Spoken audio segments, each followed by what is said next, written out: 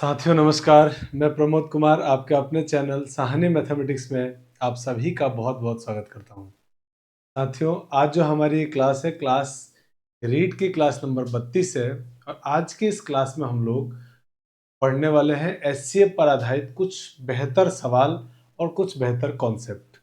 Last जो हमारी class थी 31वीं क्लास, उसमें हम लोगों ने साथियों एचसीएफ की डेफिनेशन पढ़ा था।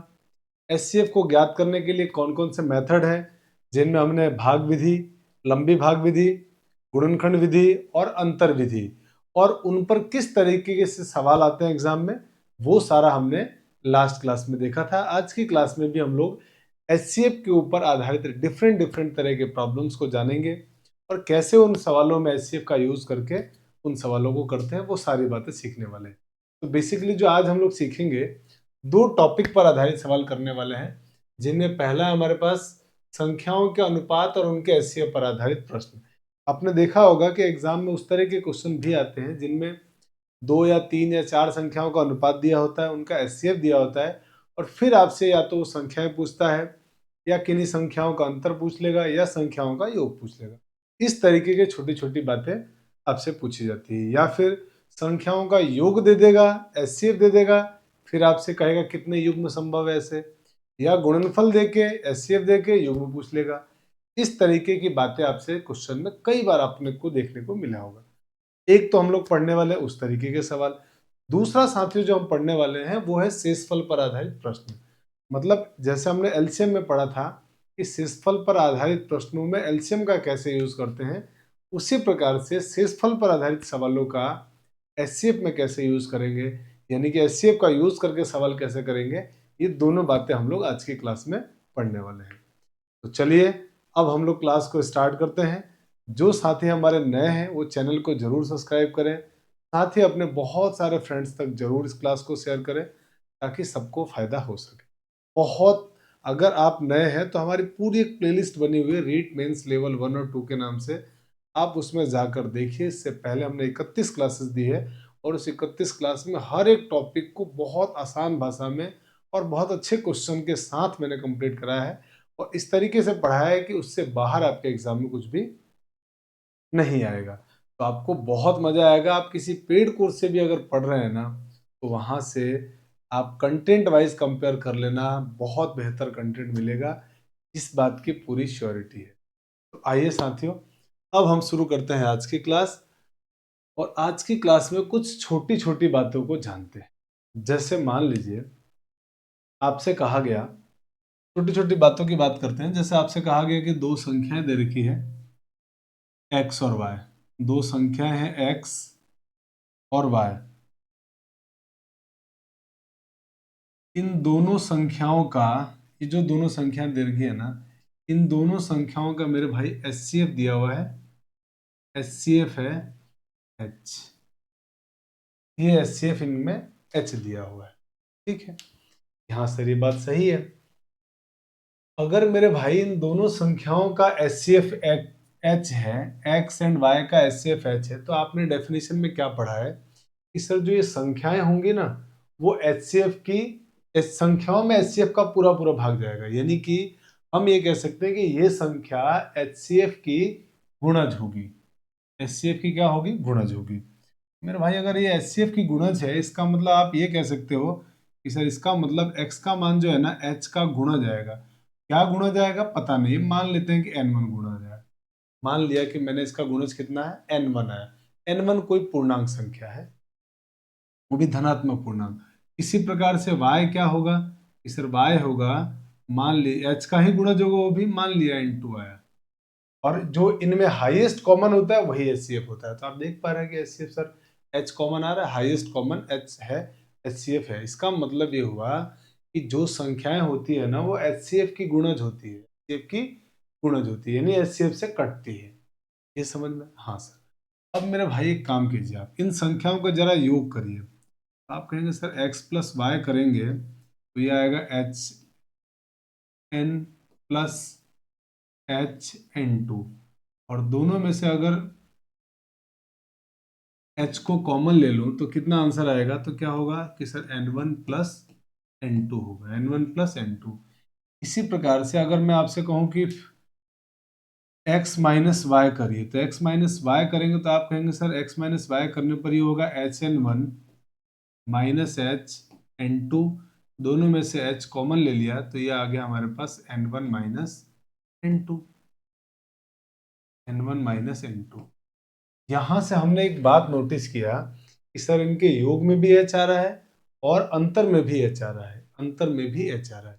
इसका मतलब हम ये कह सकते हैं कि दो संख्याओं का, बहुत ध्यान से समझिएगा जो मैं बात बोल रहा हूं, दो संख्याओं का HCF, दो संख्याओं का HCF वो संख्या होती है, वो बड़ी से बड़ी संख्या होती है जो उनके योग को भी विभाजित करती है, देखो इसमें h का भी भाग जा रहा है, और उनके अंतर को भी विभाजित करती है। दो संख्याओं का HCF वो ऐसा नंबर होता है, ऐसा बड़े से बड़ा नंबर होता है जो उनके योग को भी डिवाइड करेगा और उनके अंतर को भी विभाजित करेगा।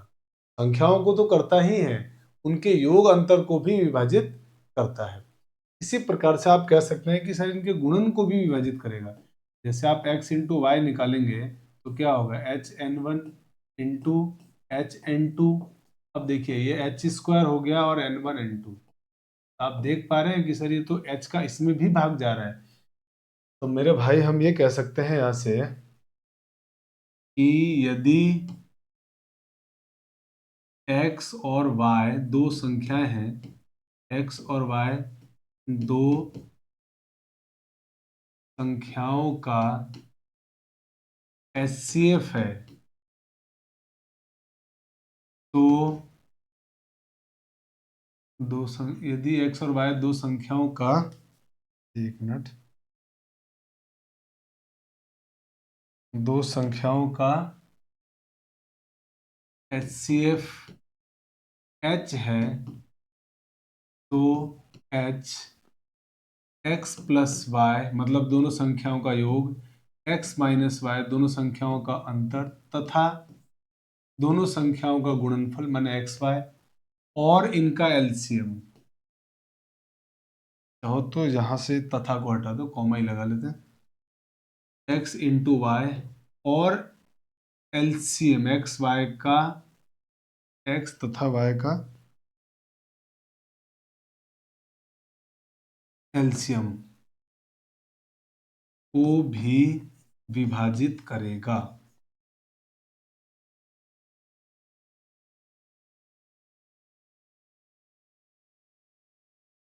तो ये हमारे लिए बहुत काम का और बहुत इंपॉर्टेंट पॉइंट मिल के आ गया कि अगर दो संख्याओं का HCF h है तो h इन दोनों को तो विभाजित करेगा ही करेगा, इन दोनों के योग को भी विभाजित करता है, दोनों के अंतर को भी, दोनों के गुणज को भी, और दोनों के एलसीएम को भी विभाजित करेगा।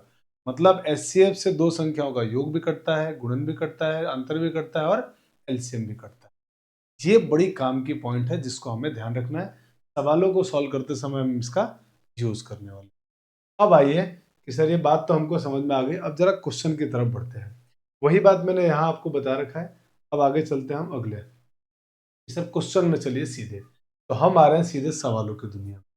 तो साथियों सवाल में क्या लिखा हुआ है, पहले क्वेश्चन में आपसे क्या बोला जा रहा है कि the ratio of two number is 3:4 and there HCM is 5, then the numbers are, तो कौन से वो संख्या होंगी, दो संख्याओं का एचसीएफ अगर अनुपात अगर 3:4 है, दो संख्या मान लीजिए एक फर्स्ट और सेकंड नंबर है और इन दोनों के बीच में अनुपात है 3:4, और इनका जो एचसीएफ है ना दोनों का, वो एचसीएफ दिया है क्वेश्चन में 5। तो आपसे कह रहा है कि वो संख्याएं क्या होगी। तो मेरे भाई जो संख्याएं होती है ना, वो संख्याओं में जो एचसीएफ है वो एक्चुअल में कॉमन नंबर होता है जो दोनों को बांट सके, दोनों को बराबर विभाजित कर सके, पूरा पूरा डिवाइड कर दे। तो आप क्या करेंगे कि सर वो दोनों संख्या एकदम सिंपल है, एचसीएफ से अनुपात को गुणा कर दो, सीधे आप एचसीएफ से संख्याओं के जो अनुपात है ना उसको गुणा कर दीजिए। आप कहेंगे सर इसको 5 से गुणा करेंगे तो आ जाएगा 15, एंड इसको 5 से गुणा करेंगे तो आ जाएगा 20। यानी कि मेरे भाई सवाल का सही आंसर क्या हो गया, 15 और 20, ऑप्शन नंबर बी, ये आपका सही आंसर है। तो बस आपको एचसीएफ दिया गया हो तो अनुपात से गुणा करके, एचसीएफ को अनुपात से गुणा करके संख्याओं को निकालिए। जैसे अगला सवाल देखिए, क्या कहा जा रहा है अगले सवाल में कि सर अगले सवाल में कहा जा रहा है कि two numbers are in the ratio 7:11 if there HCF is 13 और उनका एचसीएफ है 13, then the difference between the two numbers is, कह रहा है कि दो संख्याओं का अनुपात है 7:11।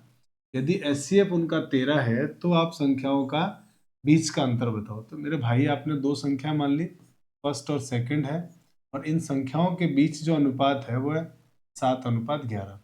आपसे इन दोनों संख्याओं का एचसीएफ दिया हुआ है और एचसीएफ कितना है सर 13 है। तो मेरा भाई जो एचसीएफ होता है ना वो सबसे बड़ा नंबर होता है जो दोनों में कॉमन आता है, जो दोनों में कॉमन आता है। तो आप क्या करिए, दोनों संख्याएं ही निकाल दीजिए। कैसे निकालेंगे दोनों संख्याएं? तो आप कहेंगे सर एचसीएफ को अनुपात से गुणा कर देंगे। तो 13 से इसको गुणा कर दिया हमने, 13 सत्ते 91। इसी तरीके से 13 से हमने इसको गुणा कर दिया, 13 × 11 कितना होगा?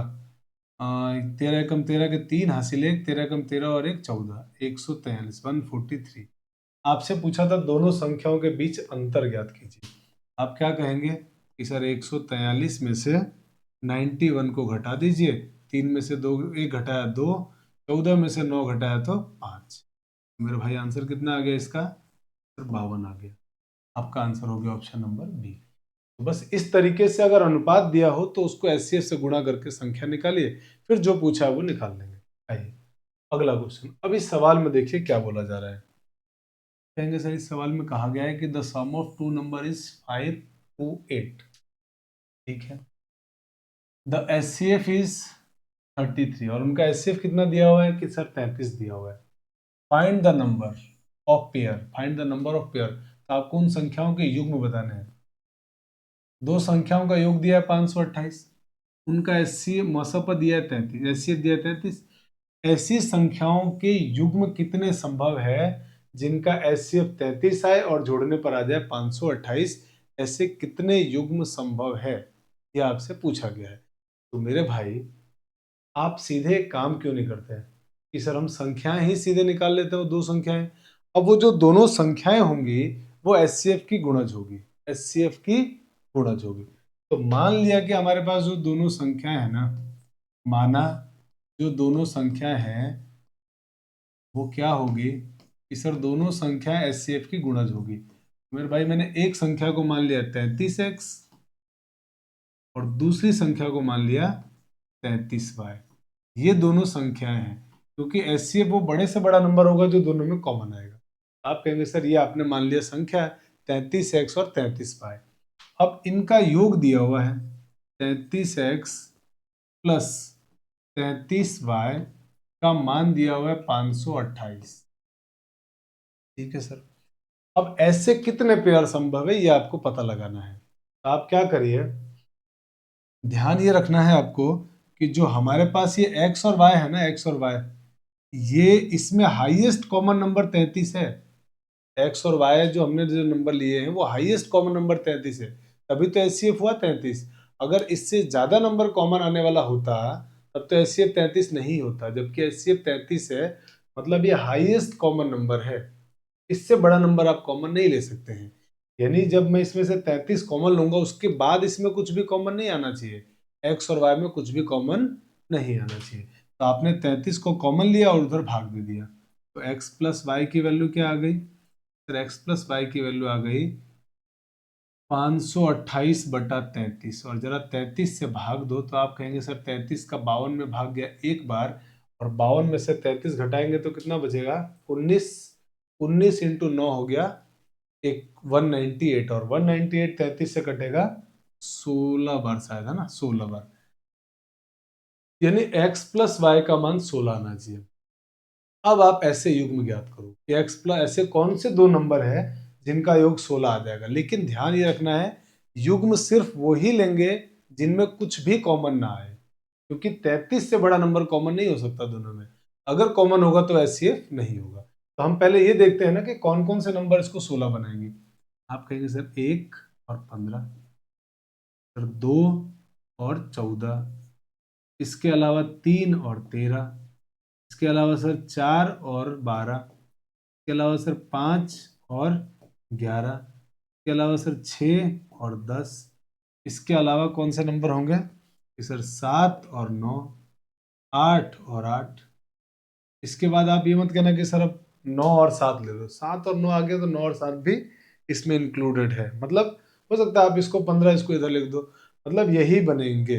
अब इनमें से आप वो नंबर नहीं ले सकते हो जिनका एचसीएफ जो है ना कॉमन आ जाए, मतलब कुछ कॉमन आए वो नहीं लेना है, कुछ वन कॉमन होना चाहिए। तो आप कहेंगे 15 और 1 में कुछ भी कॉमन नहीं आता, 2 और 14 में सर 2 कॉमन आता है जो कि नहीं हो सकता, इसका मतलब ये हमारा एचसीएफ नहीं होगा। 3 और 13 में कुछ भी कॉमन नहीं आ रहा, ये एचसीएफ ये हो सकता है हमारा नंबर। 4 और 12 में सर 4 कॉमन आता है तो ये नहीं हो सकता। 5 11 में कुछ भी कॉमन नहीं। 6 और 10 में 2 कॉमन आ रहा है, ये नहीं होगा। 8 और 8 में 8 कॉमन आ रहा है, ये नहीं होगा। यानी मेरे भाई होगा क्या क्या, अगर हम उसकी बात करें तो आंसर होगा सर एक तो ये ये और ये। तो ऐसे कितने पेयर पॉसिबल हो गए कि सर 4 पेयर ऐसे पॉसिबल है। तो हमारा आंसर क्या होगा कि सर 4 युग्म पॉसिबल है, 4 युग्म संभव है। तो आंसर हो गया इसका option number A, 4 pair possible है। तो इस प्रकार से ऐसे सवाल को हल करेंगे। आइए अगले में बढ़ते हैं।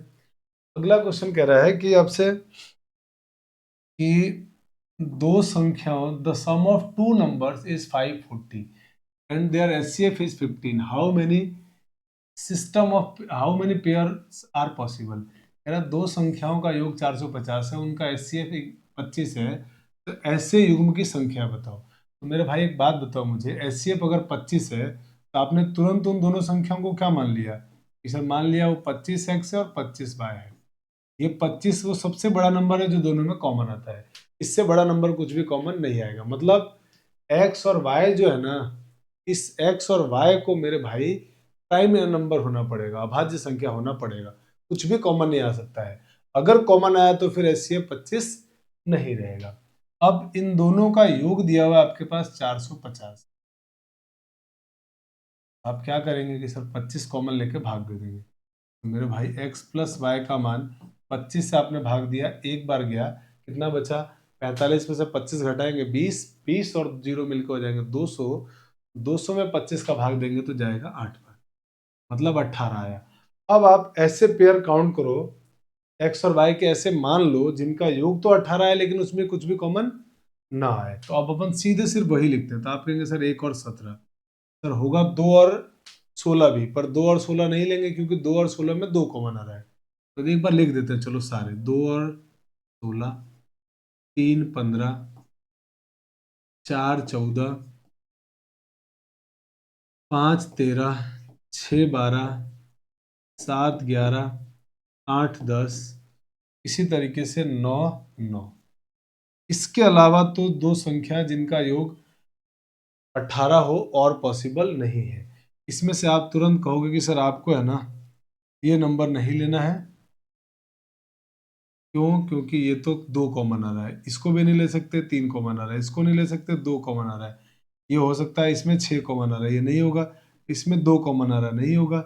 इसमें 9 कॉमन आ रहा है, नहीं होगा। तो इसका मतलब मेरे भाई आंसर होगा क्या क्या? तो आप कहेंगे सर इसमें होगा आंसर में आपके एक तो एक साथ, सॉरी 1 और 17 है ना, यहाँ पे, यहाँ 17 होगा, 1 और 17, एक तो ये हो सकता है। एक सर आपका हो सकता है 3 5, एक होता है 7 11। तो ऐसे कितने पेयर पॉसिबल थे सर? केवल 3 पेयर पॉसिबल थे, इसीलिए हमारे इस सवाल का आंसर हो जाएगा 3। अब बढ़ते हैं अगले सवाल में। आइए अगला सवाल कह रहा है कि the product of two number is 1500, दो संख्याओं का गुणनफल कितना है 1500, एंड देयर एचसीएफ इज 10, उनका एचसीएफ कितना है 10 है। कह रहा the number of such possible pairs, तो ऐसे पेयर कितने संभव है, ऐसे कितने संभावित युग्म है, ये आपसे पूछा गया है। तो मेरे भाई एचसीएफ 10 दिया है तो इसका मतलब आप तुरंत समझ गए सर वो संख्याएं रही होगी 10x और 10y। अब क्वेश्चन में इनका गुणनफल दिया हुआ है 1500, तो आपने इसको 1500 लिख दिया। अब बताइए 10 इंटू 10 सर 100 होता है, और 100 का इसमें आप भाग दे दीजिए। मेरे भाई यहाँ से x इंटू वाई कितना आ जाएगा 15। यानी आपको ऐसी दो संख्या लेना है जिनका गुणा करने पर आ जाए 15। तो और उनमें भी ध्यान रखना x और y प्राइम नंबर होना चाहिए, मतलब कुछ भी कॉमन ना आए। आप कहेंगे सर 1 15, 2 और 15, 2 के अलावा कुछ नहीं हो सकता। 3 15, 3 और 5, माफ कीजिए, 3 और 5। इसके अलावा कि सर इसके अलावा तो कोई नंबर है नहीं। तो मेरे भाई आंसर कितना हुआ? तो आप कहेंगे सर 3 और 5 में भी कुछ कॉमन नहीं आ रहा है, इसमें भी कुछ भी कॉमन नहीं आ रहा है। तो ऐसे दो ही पेयर पॉसिबल है, एक 15 और 3 5। तो आपका आंसर क्या हो गया? Option number D. इसके अलावा कोई पेयर पॉसिबल नहीं जो 15 देता हो। ठीक है, अब बढ़ते हैं आगे। आइए अब हम पढ़ते हैं साथियों टाइप 5। टाइप 4 हमने इससे पहले पढ़ा। अब टाइप 5 में हम जानने वाले हैं शेषफल पर आधारित एचसीएफ का यूज करके कैसे सवालों को करेंगे। तो हम लोग पहला टाइप पढ़ रहे हैं रिमाइंडर। पहला क्वेश्चन जो पढ़ेंगे ना वो हमारे पास है remainder are same in each cases. हर परिस्थिति में रिमाइंडर सेम हो, हर परिस्थिति में रिमाइंडर सेम हो। तो ऐसे में क्या करेंगे, आप जो संख्याएं दी है ना, अब सवाल कैसे आता है, अपन सीधे सवाल से ही बात करते हैं ताकि वहां आपको समझ में आ जाए। जैसे मान लीजिए आपसे पहला क्वेश्चन पूछा गया है कि find the greatest number which divides 369 and 123 leaving remainder 3। सवाल ये कह रहा है कि आप वो बड़े से बड़ा नंबर बताओ, बड़े से बड़ा नंबर बताओ विच डिवाइड दिस एंड दिस, जो इन दोनों नंबर को डिवाइड करे। और इन दोनों नंबर को डिवाइड करने पर एचसीएफ क्या बचना चाहिए? इन दोनों नंबर को डिवाइड करने पर साथियों जो एचसीएफ है ना आपका, सॉरी रिमाइंडर जो है ना वो 3 बचे। आपको ऐसे दो नंबर ढूंढने हैं जिनको, सॉरी मैं फोन आने से कंफ्यूज हो गया। क्वेश्चन में लिखा है सबसे बड़ी संख्या ज्ञात कीजिए जो दिस 369 और 123 को विभाजित करने पर 3 शेष बचे, इनको भाग देने पर 3 शेष बचे। तो इसका मतलब ये हुआ कि सर आप ये कहना चाह रहे हो कि वो सबसे बड़ा नंबर बताओ जिससे इसको भाग दे तो 3 शेष बचे, इसको भाग दे तो भी 3 शेष बचे। हाँ बिल्कुल सही है। मेरे भाई आप इस बात को सोचो कि सर अगर मैं इसमें से जो 3 शेष बच रहा है उसको हटा दूं और इसमें से भी हटा दूं तो वो संख्या इसको पूरा पूरा काट देगी। हाँ सर बिल्कुल सही है, क्योंकि 3 शेष बच रहा है, अगर उस शेष को मैं हटा दूं तब तो उस नंबर से पूरा पूरा कट जाएगा। तो मेरे भाई आपको वही करना है। अब मुझे बताओ दो संख्याओं को पूरा पूरा डिवाइड करने वाला कौन सा नंबर होता है, बड़े से बड़ा नंबर कौन होता है? आप कहेंगे ये तो एचसीएफ की सर डेफिनेशन है। इसका मतलब आपको क्या करना है, इन संख्याओं में से रिमाइंडर को घटा के जो संख्या आएगा उसका एचसीएफ लेना है। मतलब ये कह रहा है कि 369 में से 3 घटा दीजिए और 123 में से भी 3 को घटाइए, और घटाने के बाद जो संख्या आएगी जिसे इसमें से आप घटाएंगे तो 366, इसमें से घटाएंगे तो 120। इन दोनों का एचसीएफ आपका आंसर होगा, ये आपका आंसर होगा। अब आप कहेंगे सर एचसीएफ निकाल लेते हैं। मेरे भाई एचसीएफ निकालना है दो संख्याओं को, तो सर बहुत सारे मेथड पढ़े थे हमने तो बहुत सारे, एक तो भाग विधि पढ़ा है, गुणनखंड विधि पढ़ा है, अंतर विधि पढ़ा है। तो आप एक बात देख रहे हैं कि सर अंतर तो ज्यादा होगा, उसके अंतर से तो करेंगे तो थोड़ा टाइम लग सकता है। हम ऐसा क्यों नहीं करते कि सर हम डायरेक्ट ऑप्शन से चले जाएं कि इन चारों में से कोई तो एक नंबर है जो इनको पूरा पूरा डिवाइड करेगा, वही एचसीएफ होगा, बड़े से बड़ा नंबर। मेरे भाई कुछ समझदार लोग एचसीएफ से तुरंत चले गए कि सर हम तो एचसीएफ से सवाल को करेंगे। मुझे एक बात बताओ, सबसे पहले आपने चेक किया कि सर चलो सबसे बड़े नंबर से स्टार्ट करते हैं। कारण क्या है कि सबसे बड़ा नंबर ही हमारा आंसर होगा। तो सबसे बड़ा नंबर इस ऑप्शन में कौन है? 24। कोई भी संख्या 24 से कब कटेगी? जब वो 6 से भी कटे और 4 से भी कटे। इसी प्रकार से इसको आप ये कह सकते हो कि वो 3 से भी कटे और 8 से भी कटे। एक ही बात है। यहाँ सर बिल्कुल सही बात है। तो मेरे भाई सबसे पहले चलो 4 को चेक करते हैं कि 24 से कोई संख्या तभी कटेगी जब वो 4 से कटे। पहले तो 4 से चेक करते हैं। तो आप कहोगे सर 4 से कटने के लिए अंतिम 2 अंक 4 से कटना चाहिए, तो ये 4 से नहीं कटता। ये तो 4 से कट रहा है लेकिन 66 4 से नहीं कटता है। मतलब वो संख्या डेफिनेटली 24 से भी नहीं कटेगी, मतलब हमारा आंसर 24 तो नहीं होने वाला है। ठीक है, इसी तरीके से आप इसको आप चेक करो कि सर बार चलो 18 को चेक करते हैं कि 18 होगा कि नहीं होगा। तो मेरे भाई 18 से कोई संख्या कब कटेगी? जब वो 2 से कटे और 9 से कटे। अब कोई संख्या 2 से कब कटती है? जब इकाई अंक इवन नंबर हो, तो वो 2 से तो दोनों ही कट रही है। 9 से चेक करो, तो आप कहोगे 9 से कटने का नियम यह है कि सर संख्याओं के अंकों का योग 9 से कटे। मेरे भाई इसके अंकों का योग 9 से नहीं कट रहा है, तो इसका मतलब 18 भी नहीं होगा। उसके बाद नंबर आया 12। कोई भी संख्या 12 से तब कटेगी जब वो 3 से भी कटे और 4 से। तो आप कहोगे सर 4 से तो हमने यहाँ चेक किया था, नहीं कट रहा था, मतलब वो 12 से भी नहीं कटे। अब आप आइए 6 पर, तो आप कहेंगे सर सारे कट गए, तो ये ऑप्शन तो होगा ही आंसर। आप चाहो तो चेक कर लो कि 6 से तभी कटेगा जब 2 से भी कटे और 3 से। तो 2 से तो कट रही है दोनों संख्या, 3 से तो अंकों का योग 3 कट रहा है, अंकों का योग 15 कट रहा है, इसका मतलब यही हमारा आंसर। बाकी अगर आपको लगता है कि नहीं सर मैं सिर्फ निकाल के ही करूंगा, मैं ऐसे जुगाड़ मेथड से नहीं करना चाहता हूं, तो आप, मेरी एडवाइस ये है कि आप सारे मेथड को पढ़िए। पढ़ने के बाद आप एट ए टाइम क्वेश्चन करते समय ये सोचिए कि किस मेथड से मेरा सवाल जल्दी बनेगा। तो मुझे लग रहा है कि ये क्वेश्चन भाग विधि से जल्दी बन जाएगा। तो मैंने क्या किया, भाग विधि आपको मैंने सिखाया था, मैंने कहा था छोटे नंबर से बड़े नंबर में भाग दे दो। देखो ये प्रैक्टिस से आपको आएगा। आपने कहा सर इसका भाग दिया मैंने, 3 बार भाग गया, 3 बार भाग दिया तो ये हो गया 360। अब 366 में से 360 घटाया 6, यहाँ पे मैंने लिख दिया 120। 120 में 6 का भाग दिया तो 20 बार चला गया और रिमाइंडर आ गया मेरे पास 0। तो मेरे भाई अंतिम भाजक बचा 6 और यही हमारा एचसीएफ। तो इस प्रकार से भी आप एचसीएफ को निकाल सकते हैं।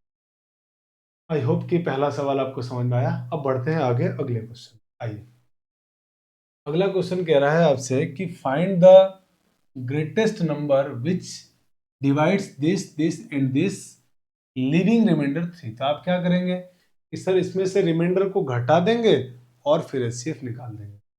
आपने क्या किया, 9 8 7, इसमें से रिमाइंडर 3 को घटाएंगे। इसी तरीके से 7 8 9, रिमाइंडर है 3 को इसमें से घटा देंगे। इस तरीके से 5 4 3, रिमाइंडर है 3, इसमें से इसको घटा देंगे। इसमें से जब आप इसको घटाएंगे तो ये आएगा 4 8 9, 9 8 4, इसमें से माइनस करेंगे तो 7 8 6, इसमें से माइनस करेंगे तो 0 4 5। अब देखिए बड़े बड़े नंबर आ गए आपके पास।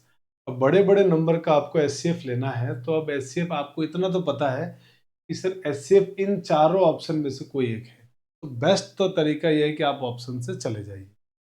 मेरे भाई आप ऑप्शन से जाएंगे तो आप देखेंगे कि सर कौन सा आंसर लें। तो आपने बताया था कि सर बड़े नंबर से स्टार्ट करो आप। चलो बड़े नंबर से स्टार्ट करते हैं। बड़ा नंबर क्या है, आप कहेंगे सर 36। 36 से देखिए, आप कोई भी संख्या 36 से कब कटेगी, जब वो 9 से भी कटे और 4 से भी कटे। हाँ सर ठीक है, 9 4 से अगर कटती है संख्या तो वो डेफिनेटली बाकी संख्या 36 से तो कटेगी। अब मैं 9 4 इसलिए ले रहा हूँ, आप कहेंगे सर बाकी नंबर क्यों नहीं ले रहे। भाई जिनका डिविजिबिलिटी रूल आसानी से हमको पता हो, इजी चेक करें, हम उसी में ब्रेक करके देख लेंगे। मोस्टली इसी से आंसर आ जाता है। नहीं आता है तो हमारे पास बहुत सारे मेथड है। 99% केसेस में ऑप्शन से आंसर बन जाता है। ये देखिए सारे क्वेश्चन एग्जाम के आए हुए हैं, ऑप्शन भी एग्जाम का है, हम फट बना लेंगे सवाल। तो देखिए अब देखते हैं 4 से। तो मेरे भाई 4 से कोई नंबर तब कटेगा जब उसका अंतिम 2 अंक 4 से कटे। ये कट रहा है 4 से। 86 आप कहोगे सर 4 से नहीं कटता है, इसका मतलब मेरे भाई ये नंबर 36 से भी नहीं कटेगा, यानी ये मना हो गया। हाँ सर बिल्कुल सही है। अब इसके बाद बड़ा नंबर कौन है सर, 18। तो मेरे भाई 18 से कोई संख्या कब कटेगी, जब वो 2 से भी कटे और 9 से भी कटे। तो 2 से कटने के लिए इकाई अंक सम संख्या होना चाहिए, वो तो है, ठीक है सर। अब 9 से कटने के लिए क्या होना चाहिए, अंकों का योग 9 से कटे।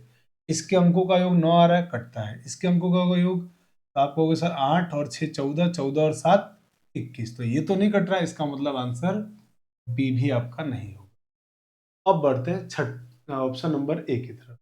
तो अभी आपने क्या बोला कि सर 12 से कोई नंबर तभी कटेगा जब वो 3 से भी कटे और 4 से। और आप कहोगे 4 से तो ये कट ही नहीं रहा सर, लास्ट के 2 अंक आपने अभी मना किया। तो मतलब मेरे भाई आंसर इसका 12 भी नहीं होगा, आंसर हो गया। बहुत आराम से, कुछ भी नहीं करना है, थोड़ी प्रैक्टिस करनी है इसके साथ साथ और चीजें एकदम आसान हो जाएगी। मान लीजिए किसी के मन में आया कि सर मुझे तो चेक करना है कट रहा है कि नहीं कट रहा है, तो मुझे बताओ आप 6 से कोई संख्या कब कटेगी, जब वो 2 से भी कटे और 3 से।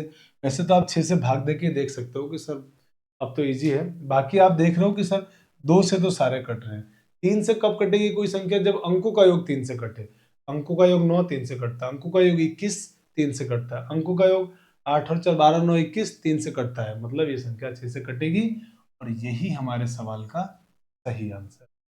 समय बड़ा इंपॉर्टेंट है।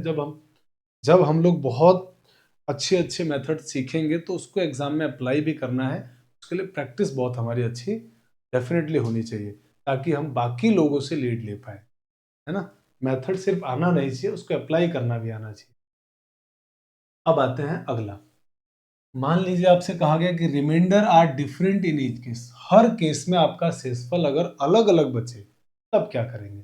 तब भी आपको क्या करना है कि इन संख्याओं से, मेरे भाई सवाल पढ़िए क्या बोल रहा है। Find the greatest number which divides 285 1249 leaving remainder 9 and 7। वो बड़ी से बड़ी संख्या ज्ञात कीजिए जिससे 285 और 1249 को विभाजित करने पर क्रमशः 9 और 7 शेष बचे। तो मेरे भाई अगर मैं इस शेष को घटा दूं तो उस संख्या से ये पूरा पूरा कट जाएगा। आप कहेंगे बिल्कुल सही है। और इन संख्याओं को जो पूरा पूरा काट सके, बड़ी से बड़ी संख्या, वो होती है हमारी एचसीएफ। इसका मतलब ये हुआ कि रिमाइंडर को घटा के हमको निकालना है एचसीएफ, वही हमारा आंसर होगा। बिल्कुल सर, सही बात है। तो इसका मतलब ये हो गया 285, इसमें इसका रिमाइंडर कितना बचता है? 9। इसी तरीके से 1249, रिमाइंडर है इसका 7, घटाइए और घटाने के बाद इनका अंतर ले लीजिए। तो आप कहेंगे इसमें से इसको घटाएंगे, सर आंसर आएगा 15 में से 9 घटाएंगे 6, 27 276, इसमें से 7 घटाएंगे तो 1242। ठीक है सर। अब कि सर अब आंसर क्या होगा? तो मेरे भाई आंसर जो होगा वो इनमें से ही कोई नंबर होने वाला है। ठीक है सर, इनमें से ही होगा, बिल्कुल सही है। तो जो आंसर होगा वो इन दोनों को काटने वाला होगा। तो चलो हम एक काम करते हैं ना, इसको कौन कौन काट रहा है वो ढूंढ लेते हैं। तो आप कहेंगे 135 का इसमें भाग दे देंगे तो सर 270 आएगा, शेष 6 बचेगा, यानी भाग तो नहीं जा रहा पूरा पूरा, ये तो आंसर नहीं हो सकता। इसी तरह सर 136 से भाग देंगे तो 272 आएगा, 276 है, ये भी आंसर नहीं होगा। सर 137 से भाग देंगे तो ये आएगा 274, मतलब ये भी आंसर नहीं होगा। तो फिर तो एक ही ऑप्शन बच गया कि सर 138। यही हमारा इस सवाल का आंसर है। आप चाहिए तो इससे इसमें दोनों में भाग दे दीजिए, या आप चाहें तो इसका कि सर हम तो एचसीएफ निकालेंगे। अब एचसीएफ आप गुणनखंड विधि से निकालिए, भाग दे दीजिए, है ना, कुछ भी करके आप एचसीएफ निकालिए। बहुत सारे मेथड है। अंतर विधि से जाइए, तो मेरे हिसाब से अंतर विधि बेस्ट नहीं है इस क्वेश्चन में, क्योंकि अंतर बहुत बड़ा नंबर आ रहा है। तो आप बेस्ट है कि डिवाइड कर दीजिए, डिवाइड से करेंगे आपका तुरंत आंसर आ जाएगा। ठीक है, चलिए आगे बढ़ते हैं अगले सवाल में। अगला सवाल कह रहा है कि what is the largest number which when divides 126 224 and 608 gives remainder 27 19 respectively. आपसे कहा गया है कि 126 से भाग देने पर 2 शेष बच रहा है, इसी प्रकार से 224 में भाग देने पर 7 शेष बच रहा है, और 608 को भाग देने पर 19 शेष बच रहा है। बस इसको घटाइए और घटा के जो भी बचता है उसको एचसीएफ ले लीजिए। तो 126 में से 2 घटा दिया 124, इसमें से घटाया तो कितना आएगा? 14 में से 7 घटाया 7, और ये हो गया 21, 217। इसमें से घटाया तो 18 में से 9 घटाया 9, और 9 में से 1 घटाया तो 8, और ये हो गया 5, 589। अब मेरे भाई मेरे पास ऑप्शन ये है कि मैं बहुत सारे तरीके, या तो मैं ऑप्शन से चले जाऊं या डिफरेंस मेथड से निकाल दूं। एचसीएफ निकालना है मुझे, तो मैंने क्या किया कि चलो ऑप्शन से स्टार्ट करते हैं। ठीक है, देखते हैं ऑप्शन से कटेगा या नहीं। ऑप्शन में क्या हो रहा है? तो आप कहेंगे सर आप तो है ना डिविजिबिलिटी रूल लगाइए। तो सबसे मैंने आसान नंबर जो मुझे डिविजिबिलिटी में लगा ना, वो पता है क्या है? वो 21 है। सर इसमें लगाइए, तो 21 के 3 × 7। तो अगर मेरे भाई जो नंबर 3 और 7 से कटेगा वो 21 से भी कटेगा। तो मैंने तो 3 को भाग दिया, तो 4 और 2 6 और 1 7। 3 से कटने का मतलब ये हो कि वो संख्या अंकों का योग 3 से कटेगा। तो अंकों का योग जब मैंने इसको किया ना, तो ये तो 7 से नहीं 7 आया, जो कि 3 से नहीं कट रहा है, मतलब 21 तो मेरा आंसर नहीं है। अब आगे बढ़ते हैं कि सर 21 नहीं है। अब मानते हो अगर 21 नहीं है तो 27 भी नहीं होगा, क्योंकि कोई भी संख्या 27 से भी तभी कटेगी जब वो 3 से कटे, और 3 से ये नहीं कट रहा है, ये नहीं कट रहा है, मतलब बाकी को भी सबको काटने वाला चाहिए हमको, तो इसका मतलब 27 भी मेरे भाई आंसर तो नहीं होगा। अब आंसर आपका या तो 31 होगा या 37। 31 और 37 के फैक्टर नहीं होते, प्राइम फैक्टर नहीं होते। 31 खुद ही एक प्राइम नंबर है, 37 खुद ही एक प्राइम नंबर है। आप कहेंगे कि सर इनसे भाग देके देख लीजिए आंसर आ रहा है कि नहीं। तो चलो आसान नंबर 31 से भाग देते हैं। 31 का इसमें भाग कितनी बार जाएगा? आप कहेंगे सर 4 बार अगर मैं गुणा करता हूँ ना तो 124 आ रहा है। इसी तरीके से अगर मैं इसको करूँ तो इसको अगर मैं सर 7 से गुणा कर देता हूँ तो 217 आ रहा है। इसी तरीके से अगर मैं इसको करूँ तो अगर मैं इसको 9 से गुणा करूँ, 9 चाहिए ना लास्ट में, तो अगर मैं इंटू 9 करता हूँ तो 9 से तो 9 बार नहीं, 9 से तो कम ही हो जाएगा ना।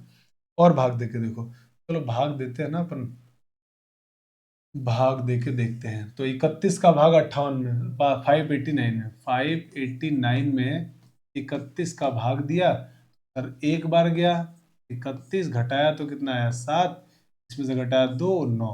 अब आपको होगी सर 9 बार भाग चला गया, 27, 29, मतलब पूरा पूरा भाग चला गया 31 से। तो आंसर क्या हुआ? 31। और ये बात पक्का मान लीजिए कि 31 से भाग जा रहा मतलब 37 से भाग नहीं जाएगा, क्योंकि अगर किसी संख्या का 31 से भाग जा रहा है तो अगली नंबर कौन सी होगी जिससे भाग जाएगा? आप कहेंगे सर 62 होगी, 31 की गुणज होगी। तो वो तो 31 का गुणज नहीं है, मतलब 37 हमारा आंसर नहीं हो सकता।